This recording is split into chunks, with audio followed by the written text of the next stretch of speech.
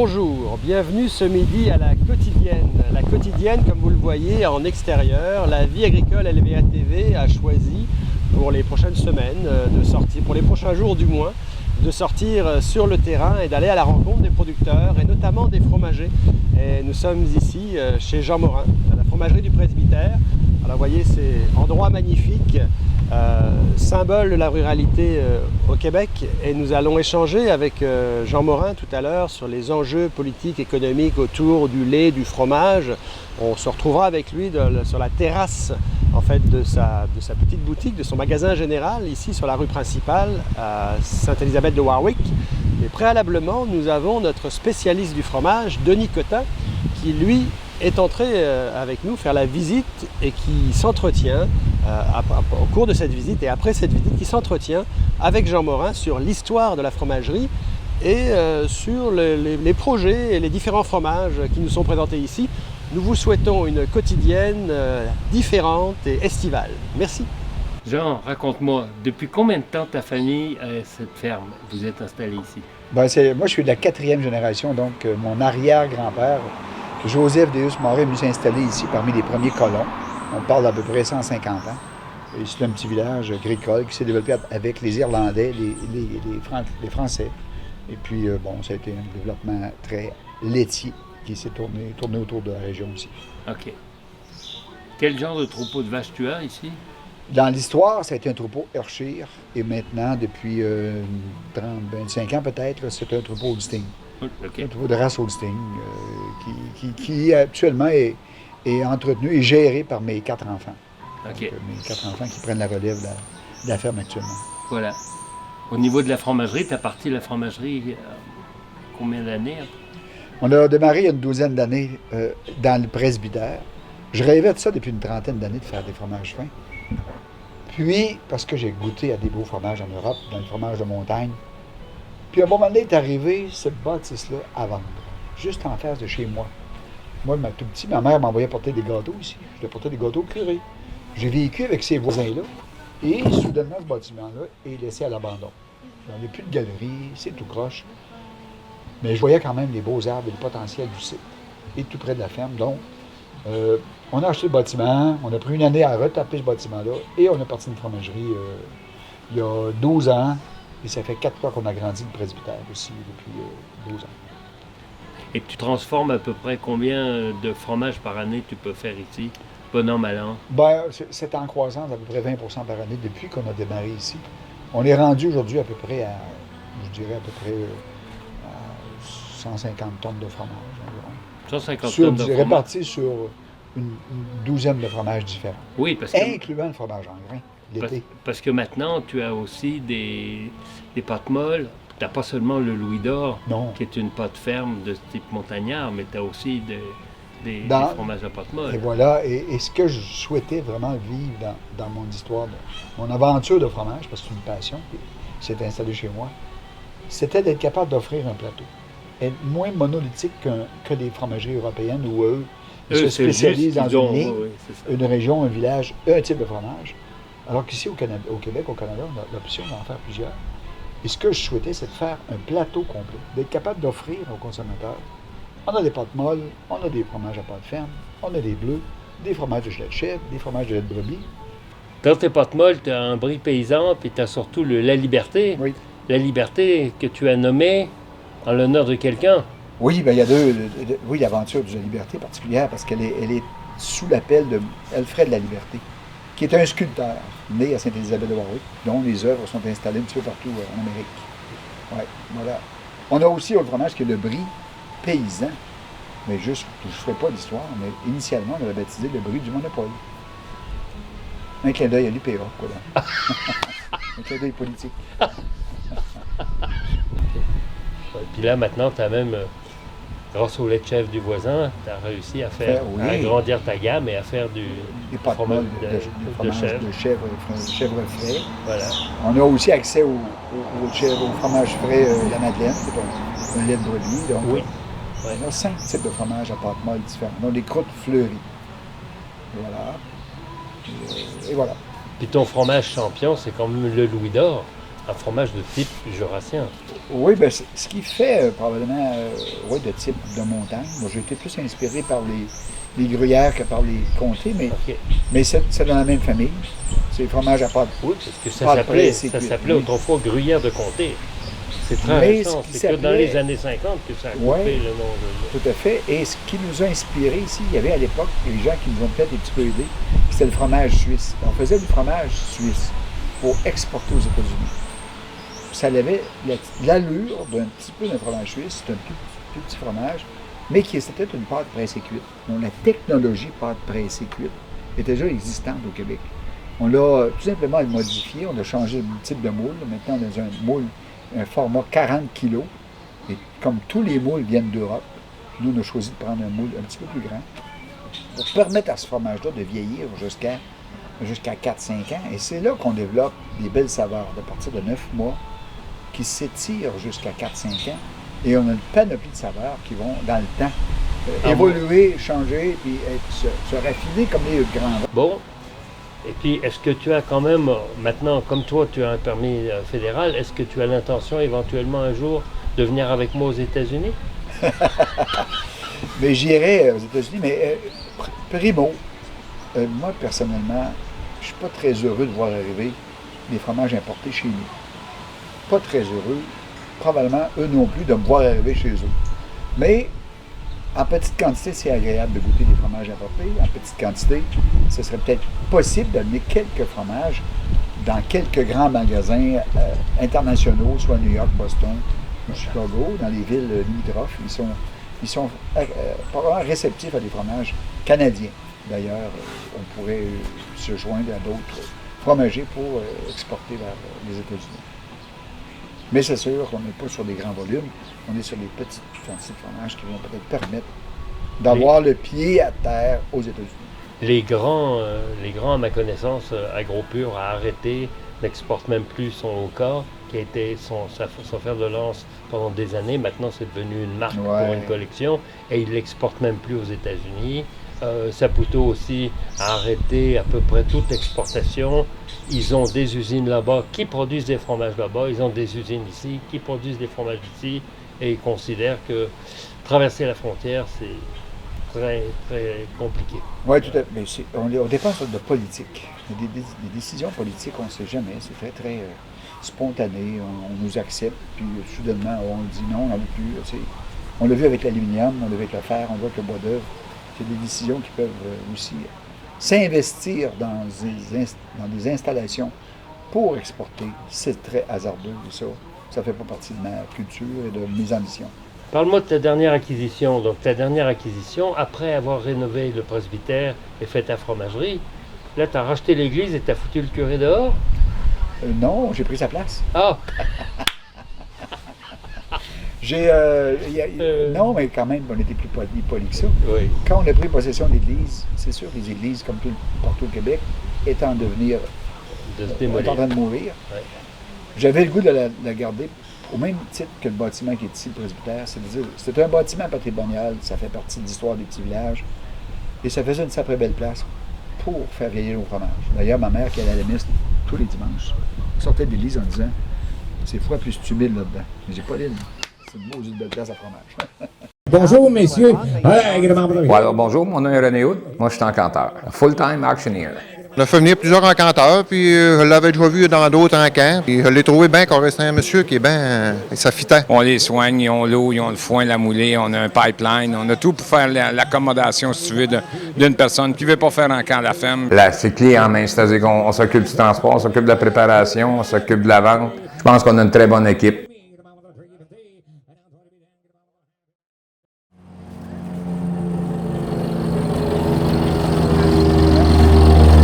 Aïe, aïe, aïe! C'est écœurant! Aïe, aïe, aïe! Puis le résultat, ça a quand même été impressionnant. Ça pousse assez vite. On le voit quasiment pousser à vue d'œil. Il m'avait promis 5 tonnes de matière sèche à l'hectare, puis on l'a fait à la première coupe.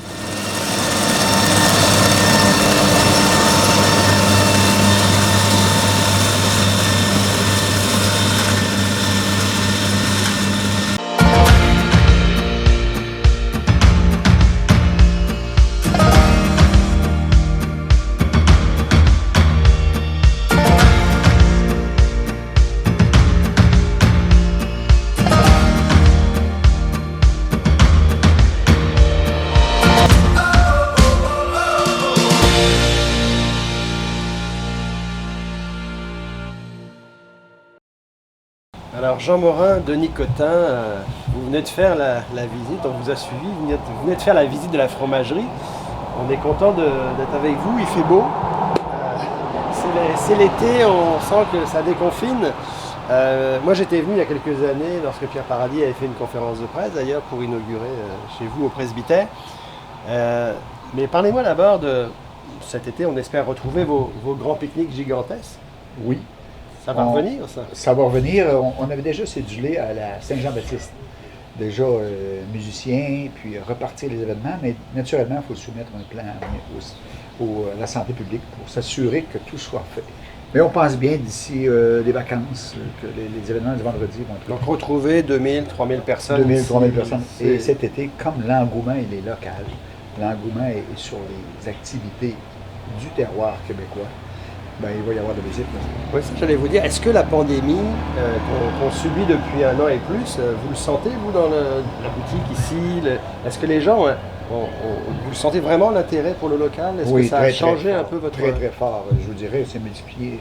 On a multiplié le chiffre d'affaires par 10 ici l'été passé. Je ne sais pas ce qu'on fera cet été, mais l'été passé, l'activité du magasin, du commerce, des fromages locaux, des produits locaux, des produits du Québec, dans l'ensemble, sont avérés une très, très belle année. Alors, sur le plan un peu, il y a les enjeux du lait un peu actuels.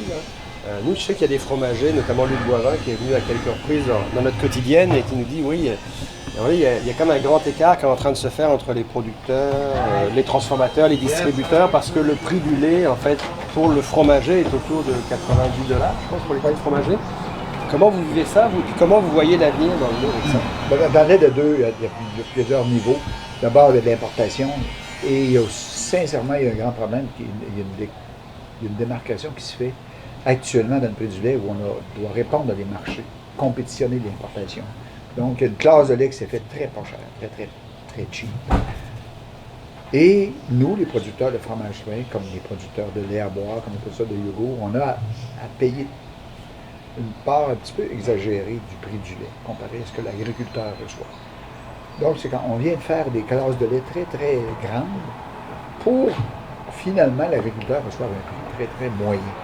Donc, de l'ajustement à faire sur les prix du lait, sur les classes de lait, mais je convainc que la stratégie est de compétitionner l'importation. Ça vient tirer vers le bas le prix du lait. Et ça, c'est dangereux. Que la synergie actuellement que doivent mettre en place en fait toutes les autorités, là, que ce soit le gouvernement fédéral pour la gestion de l'offre, le provincial, le syndical, l'UPA, est-ce que tout ce monde-là se parle? Est-ce qu'on sent qu'il y a une vraie synergie dans le monde du lait actuellement? Il y a des choses qui vont changer, et je prends encore l'exemple des laits de montagne. En France, ils ont supprimé les quotas, le système de la gestion de l'offre, mais l'association des producteurs de comté s'est donné le mot pour dire, les gars, on ne bouge pas. Donc, il n'y en a pas un qui a produit plus. Et c'est seulement quand l'association a dit, toi, tu peux avoir une vache de plus, ou toi, tu peux avoir une vache de plus, que là, ils ont recommencé à augmenter. Pendant ce temps, en Bretagne, eux, ils n'ont pas voulu se limiter. Donc, les gros se sont mis à inonder le marché. Et là, ils ont dit, oh, les prix s'écroulent. Bon. Alors, nous, on joue avec le feu parce qu'on a donné des permis d'importation à des petites fromageries qui sont les clients de gens, mais qui ne priorisent pas plus ça parce que là, ils ont des quotas, ils sont trop contents. C'est eux les boss maintenant, ils ne sont plus obligés de passer par un distributeur. Donc, là maintenant qu'ils importent leur propre fromage, ben, ils ont tendance à vouloir passer leur fromage d'importation avant. Donc, moi, j'ai vu des fromages du Québec traîner dans des fromageries pendant plusieurs semaines alors qu'ils auraient dû être sur le comptoir et être vendus depuis longtemps. Donc là, on est un peu à la croisée des chemins, en fait, si je comprends bien. Oui, on pense, en tout cas, tout le moins. Il y a deux lignes qui s'installent, il y a carrément la grande entreprise qui importe des grands volumes à bas prix et la production locale. Ce qui est inattendu comme le choix des consommateurs, c'est ce qui se passe actuellement, une direction vers le produit local. J'ai vu l'été passé dans certains commerces, les grands commerces de boutiques de spécialité, de fromage de spécialité, les consommateurs disaient, on veut des Québécois. Vous nous proposez des fromages suisses, des fromages importés de France ou d'Espagne. On disait non, on veut des fromages du Québec. Sortez-nous des fromages du Québec. Donc, cette sensibilité-là vers le produit du Québec, c'est nouveau. C'est arrivé par l'accident pandémique. Donc la pandémie, on pourrait presque dire que votre plus grand partenaire actuellement, c'est le consommateur. C'est toujours le consommateur et c'est essentiellement lui qui vient donner par ses choix d'achat le droit, son vote. Et bien sûr, actuellement, c'est nos grands partenaires. Mais moi, je vais ajouter qu'il faut faire très attention parce que les gros joueurs, les petits gros, je ne parle pas des très gros joueurs, la Gros Plus, ainsi de suite, je parle des gros joueurs, des fromageries qui font plusieurs millions quand même de litres de lait, ont commencé à utiliser beaucoup de poudre et la qualité de leur fromage, toujours sous la même étiquette, a baissé pour quiconque connaît un tout petit peu le fromage. Les gens me disent, mais ça goûte quoi ça? Et là, ça va impacter sur les plus petits, parce que eux, ne faut pas bouger. Eux, c'est toujours le même lait. Pas moyen de demander à une vache de faire du 2%. Hein. Elle, en bas de 4%, elle fait la grève. Hein. C'est probablement notre meilleur partenaire aussi. Le meilleur partenaire, le consommateur aussi à ce niveau-là, dans le sens que la recherche du goût, la recherche du terroir, la provenance, Plus le consommateur va se sentir trahi dans le goût, oui. plus il risque de se tourner vers vous. Oui, l'authentique. Deux petites questions comme ça.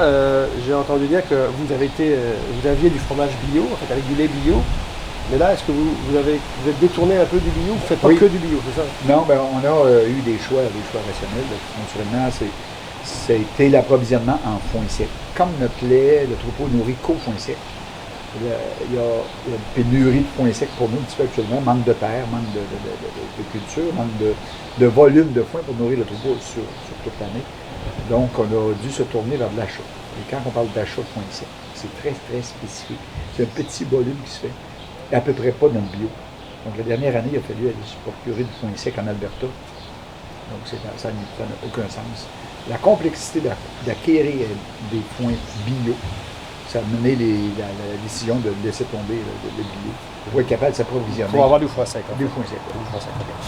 Puis peut-être une dernière question. Je sais que vous l'avez évoqué tout à l'heure avec Denis dans l'entrevue que vous avez fait. Vous avez été connu médiatiquement pendant une période parce que vous aviez sorti un fromage qui s'appelait le Monopole. Ouais. C'était quoi l'intention derrière ça en fait? C'était de brasser un peu la cage des c'était.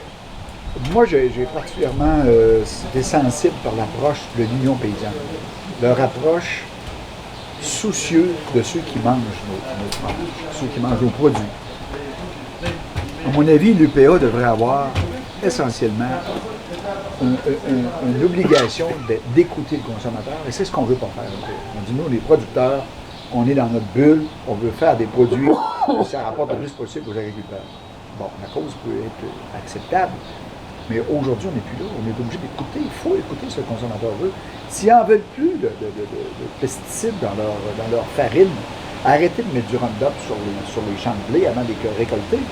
Le consommateur n'en veut plus. Alors, c'est carrément la rupture, c'est-à-dire le lien qui n'existe pas entre l'UPA, les producteurs, et ceux qui consomment. Et ça devrait être, dans le même sens, la première raison d'exister, et ce que je trouve le plus noble dans notre profession, elle sert à nourrir les humains. La première chose qu'on fait quand on vit au monde, c'est de consommer, c'est de manger. Donc, au-delà de tout, le métier qu'on fait devrait toujours rester en ce sens très, très éthiquement responsable devant ceux qui vont consommer le produit. L'Union paysanne, qui, effectivement, dans les années 2000, a été porteur du terroir du Québec, d'une certaine façon, oui. Ça a pris à une certaine période, ça a pris une enflure médiatique, je dirais même avec Roméo Bouchard à une certaine période, avec Benoît Giroir par la suite. C'est un peu plus dispersé aujourd'hui. Mais l'UPA, quand même, aujourd'hui, a un discours, depuis la pandémie, a un discours quand même en faveur du terroir. Oui. On a un discours en faveur du terroir depuis la pandémie, effectivement, depuis qu'on s'est tourné vers les petites fermes qui s'installent de partout en région. Le retour à la terre de paquets de jeunes familles, de gens très brillants qui sont en voie de nous donner de quoi manger à partir du sol québécois.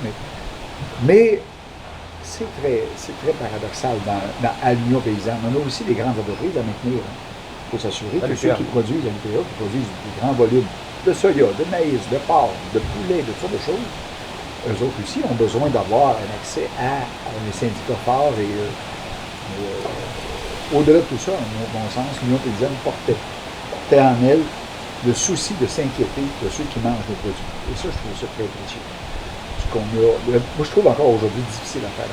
On peut porter ce discours-là dans les faits, dans les règles, dans ce qui se passe à Longueuil, je ne suis pas certain de tout. Moi, je voulais lancer un fromage qui s'appelle le brie du monopole. L'étiquette est faite, j'ai encore les étiquettes ici.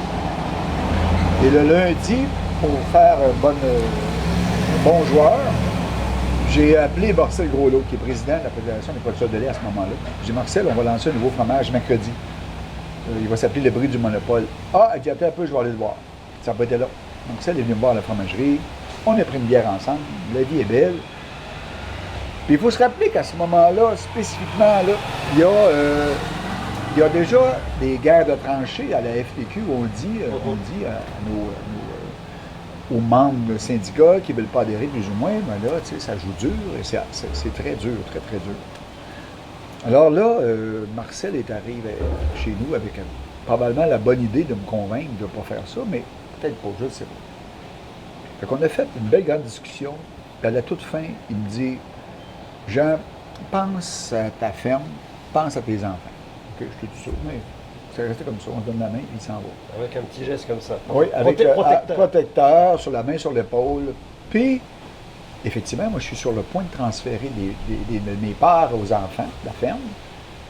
On sort de la crise de l'hystéria.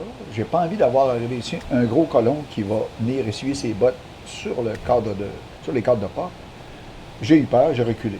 Daniel Pinard et les gens de l'Union paysanne m'ont traité de peureux. Mais le mercredi, ça s'appelait plus le brie du monopole de fromage, mais ça s'appelait le brie paysan. On rappelle un petit peu à la paysannerie. Que je trouve, à tout le moins, bien défendu et surtout bien mis en place avec l'Union paysanne. Mais ça n'empêche pas le travail de l'UPA de couvrir des facettes de représentativité très fortes qui est nécessaire aussi. Mais pour le respect, pour la noblesse de la profession d'agriculteur, je trouvais que l'Union paysanne était ceux qui le faisaient le mieux. Mais ceux qui le font le mieux, c'est parce qu'ils ont un respect de savoir qu'on nourrit les humains, en quelque part. Et à petite échelle, à moyenne échelle, à grande échelle, il faut toujours le faire avec l'éthique de notre profession, qui est très précieuse. Parce que nous, on n'est pas des embaumeurs. On est des agriculteurs. On n'est pas là pour faire mourir le monde. On est là pour les nourrir et qu'ils mangent le plus longtemps possible. Donc, ce qu'on a besoin, c'est qu'on va avoir des gens à qui on écoute, d'avoir des gens avec lesquels mes activités agricoles vont permettre aussi à ces gens-là de bien se nourrir et surtout d'avoir du plaisir à bien se nourrir. Ça, c'était quelque chose qui, à mon sens, est encore aujourd'hui échappé et peut-être pas mis en grand plan à l'UPA. Les grandes discussions de l'UPA, c'est où la subvention pour aller chercher plus d'argent pour avoir... Parce que moi, je fais des bandes de protection, des bandes tampons, dans mes champs de maïs au côté de la rivière.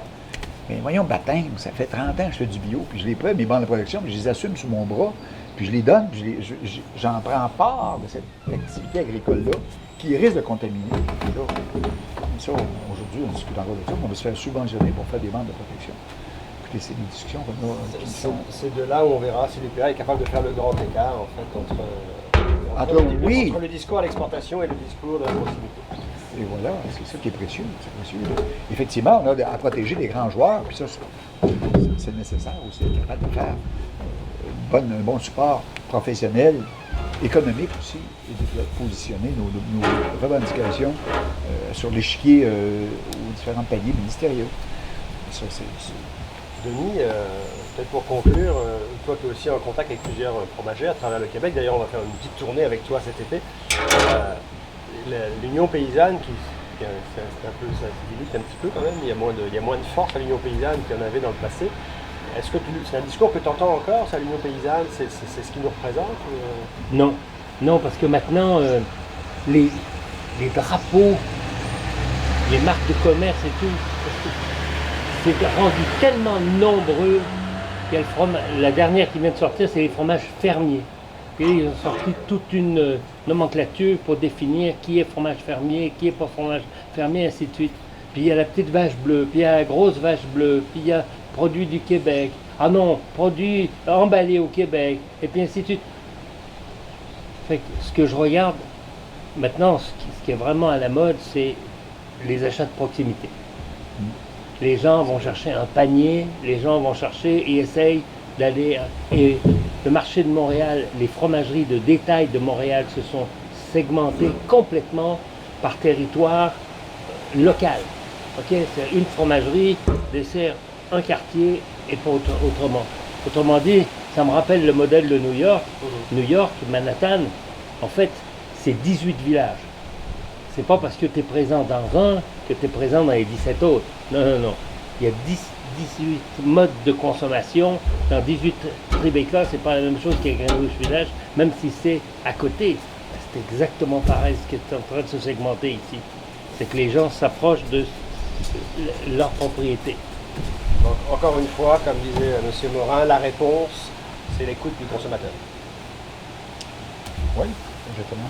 Et l'activité des vendredis ici, c'est pour répondre à quelque chose. Quelque part, on a une demande de forme de grand pique-nique, apportez ce que vous voulez. On vous offre nos arbres, on vous offre des beaux plateaux de fromage, mais en quelque part, ça répondait à des besoins, ces choses-là. Puis c'est aussi être à l'écoute de ces gens-là que, bon, on aimerait avoir telle chose, on aimerait avoir de la baguette de pain, on aimerait avoir, on rajoute des choses qui correspondent à des besoins des consommateurs. Et ça, c'est d'être à l'écoute.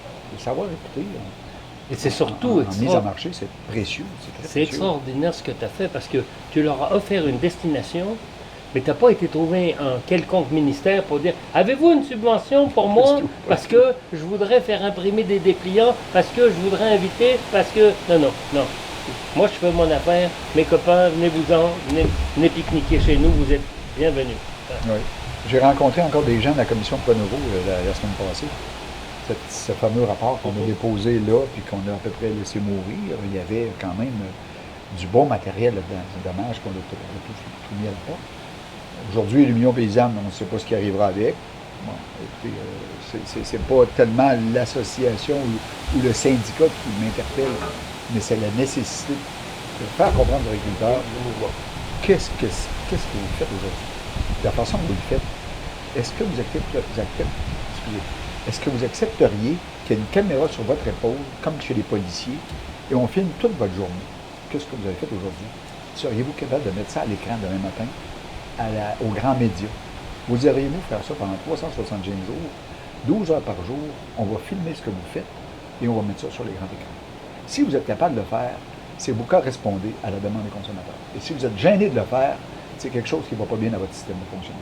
Alors voilà, nous sommes à la fin de cette quotidienne. Nous vous remercions d'avoir été avec nous et comme vous le voyez, c'est fort intéressant de prendre sa voiture, sa moto ou son vélo pour les plus courageux et de quitter le monde urbain pour aller un peu comme ça, pas très loin. On n'est pas loin de Québec, on est à 1h30 à Sainte-Élisabeth de Warwick, à la fromagerie du Presbytère chez Jean Morin et on a pu faire le tour de la fromagerie et vous aurez l'occasion, si vous venez en été, notamment les vendredis après-midi, de participer à ces grands pique-niques qui rassemblent beaucoup de monde de Québec et de Montréal et de toutes les régions. Venez dans les régions du Québec, comme la Vie agricole le fait cet été. Nous vous souhaitons de découvrir ces beaux quartiers.